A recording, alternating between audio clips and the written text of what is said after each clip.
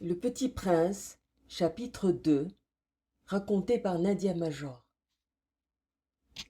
J'ai ainsi vécu seul, sans personne avec qui parler véritablement, jusqu'à une panne dans le désert du Sahara il y a 6 ans.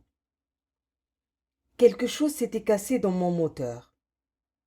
Et comme je n'avais avec moi ni mécanicien ni passager, je me préparais à essayer de réussir, tout seul, une réparation difficile. C'était pour moi une question de vie ou de mort. J'avais à peine de l'eau à boire pour 8 jours. Le premier soir, je me suis donc endormi sur le sable à 1000 milles de toute terre habitée. J'étais bien plus isolé qu'un naufragé sur un radeau au milieu de l'océan.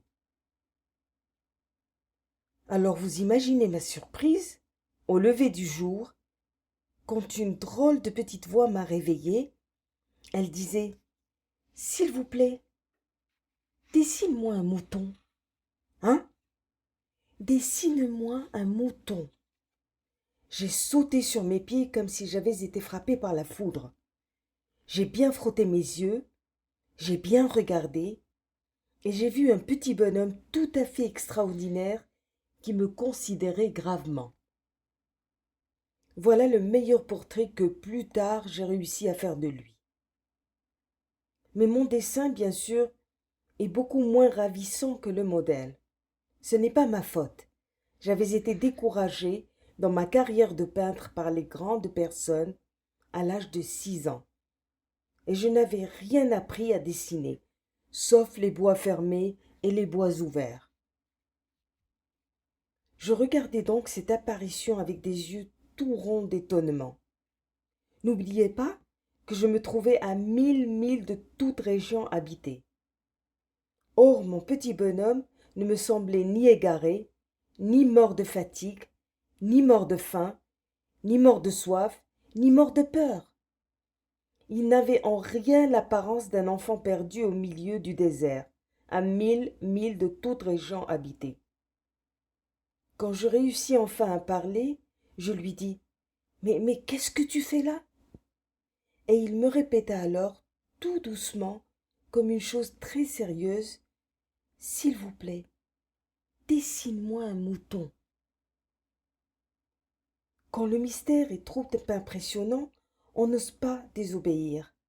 Aussi absurde que cela me sembla à 1000 milles de tous les endroits habités et en danger de mort, je sortis de ma poche une feuille de papier et un stylographe. Mais je me rappelai alors que j'avais surtout étudié la géographie, l'histoire, le calcul et la grammaire, et je dis au petit bonhomme, avec un peu de mauvaise humeur, que je ne savais pas dessiner. Il me répondit: « Ça ne fait rien, dessine-moi un mouton. » Comme je n'avais jamais dessiné un mouton, je refis pour lui l'un des 2 seuls dessins dont j'étais capable, celui de bois fermé, et je fus stupéfait d'entendre le petit bonhomme me répondre: « Non, non, je ne veux pas d'un éléphant dans un bois. Un bois, c'est très dangereux, et un éléphant, c'est très encombrant. Chez moi, c'est tout petit.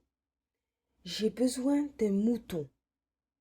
Dessine-moi un mouton. » Alors j'ai dessiné. Il regarda attentivement, puis: « Non, celui-là est déjà très malade. Faisons un autre. » Je dessinai. Mon ami sourit gentiment avec indulgence. « Tu vois bien, ce n'est pas un mouton, c'est un bélier, il a des cornes. » Je refis donc encore mon dessin, mais il fut refusé comme les précédents. « Celui-là est trop vieux. Je veux un mouton qui vive longtemps. » Alors, faute de patience, comme j'avais hâte de commencer le démontage de mon moteur, je griffonnai ce dessin-ci, et je lançai. Ça, c'est la caisse. Le mouton que tu veux est dedans. Mais je fus bien surpris de voir s'illuminer le visage de mon jeune juge. C'est tout à fait comme ça que je le voulais. Crois-tu qu'il faille beaucoup d'herbe, ce mouton? Pourquoi? Parce que chez moi c'est tout petit. Ça suffira sûrement.